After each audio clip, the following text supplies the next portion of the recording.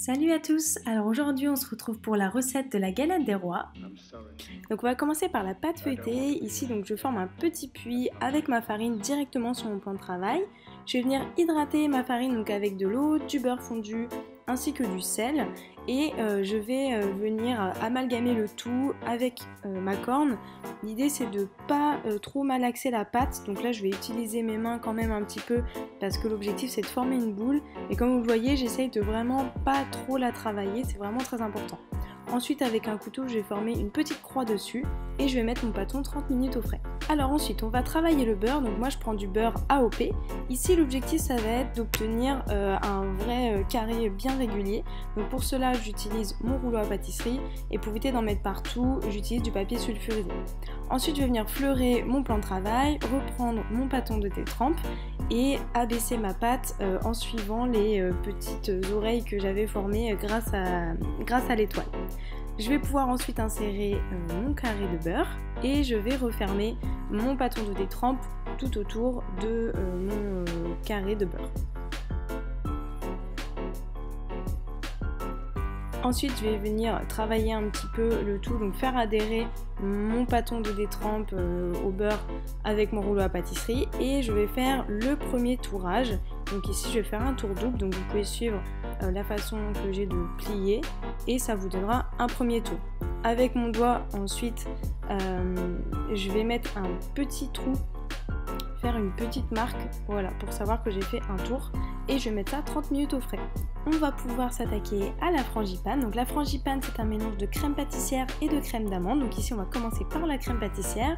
Je vais venir aplatir et fendre ma gousse de vanille en deux. L'objectif c'est de récupérer les petits grains de vanille. Donc je fais chauffer mon lait, j'infuse ma gousse de vanille et puis j'ajoute bien sûr les petits grains de vanille.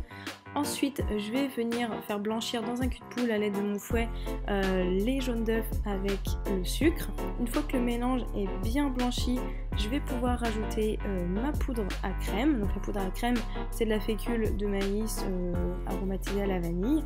Une fois que le mélange donc, est bien homogène, je vais venir ajouter une petite quantité de lait. Alors pourquoi on rajoute une petite quantité de lait? C'est pour éviter d'avoir un choc thermique et que les œufs ne coagulent.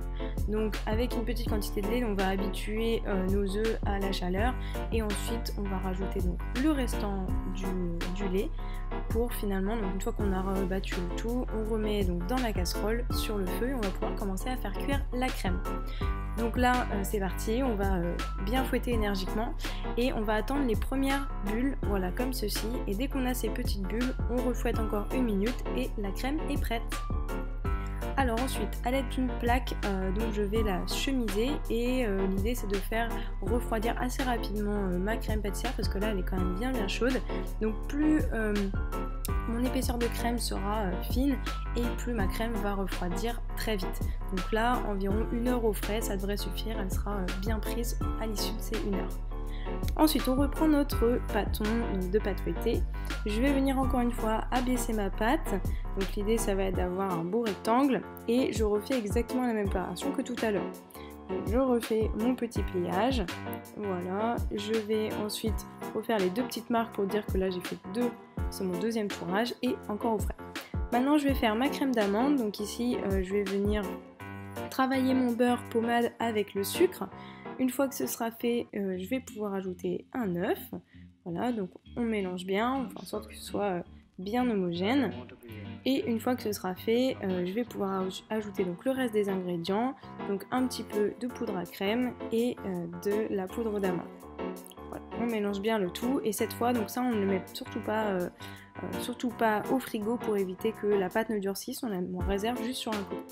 Maintenant j'ai ma crème pâtissière qui est bien refroidie, vous voyez elle s'est vraiment redurcie, on dirait presque qu'elle est un peu gélatineuse, mais c'est tout à fait normal. Donc on va venir la détendre à l'aide d'un fouet, donc c'est un petit peu long, moi je l'ai fait à la main mais au batteur ça va beaucoup mieux. L'idée c'est qu'elle soit vraiment bien lisse. On va reprendre donc la totalité de la crème d'amande, donc on fait attention de bien peser la quantité de crème d'amande qu'on a, parce qu'il va falloir ajouter la moitié de ce poids en crème pâtissière. Donc moi j'avais 160 g de crème d'amande, du coup j'ai rajouté 80 g de crème pâtissière. Encore une fois, je réserve non pas au frais mais sur le côté donc ma frangipane. Je vais venir refleurer encore une fois mon plan de travail et travailler une dernière fois, abaisser une dernière fois donc ma pâte feuilletée et faire un dernier tourage. Donc je refais exactement le même pliage que tout à l'heure en portefeuille. Voilà, un tour double et je vais venir couper mon pâton en deux puisque j'aurai besoin d'une pâte pour le dessous et pour le dessus de ma galette des rois. Je vais venir bien les étaler pour avoir la taille donc, du cerclage que j'ai décidé d'avoir. Donc moi il me semble qu'il faisait 20 cm. Voilà. Je le mets tout de suite donc, sur ma plaque de cuisson et mon tapissier de pâte. Et je vais aller faire exactement la même opération pour la pâte que je mettrai sur le dessus. Ensuite je vais ajouter du coup ma crème de frangipane, donc franchement moi j'ai utilisé l'intégralité de ce que j'avais préparé et je fais attention de laisser aller 3 bons centimètres sur les côtés. J'ajoute bien sûr la fève et je vais venir découper donc mon deuxième pâton, l'ajouter au dessus de ma galette. Et puis ensuite je vais venir sceller les bords. Donc j'ai fait en sorte de chasser l'air juste avant. Je vais sceller les bords, donc je mets mon doigt et puis j'appuie avec mon doigt et je mets un petit coup de couteau pour que ça adhère bien.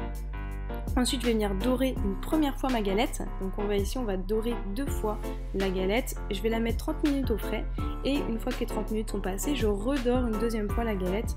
Donc moi j'ai dû utiliser 2 jaunes au total pour pouvoir dorer intégralement ma galette. Ensuite, à l'aide d'un couteau, je vais venir en plein milieu faire une cheminée, donc un petit trou pour que l'air puisse passer et que je ne me retrouve pas avec un énorme dôme pendant la cuisson. Donc ensuite, je vais venir faire mon décor. Donc moi, j'ai choisi quelque chose d'assez simple et puis j'enfourne 40 minutes à 180 degrés.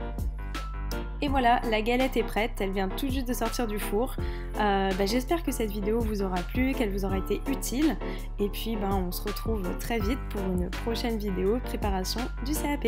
Et en attendant, n'hésitez pas à vous abonner à ma chaîne pour ne rien louper des prochains épisodes. Salut!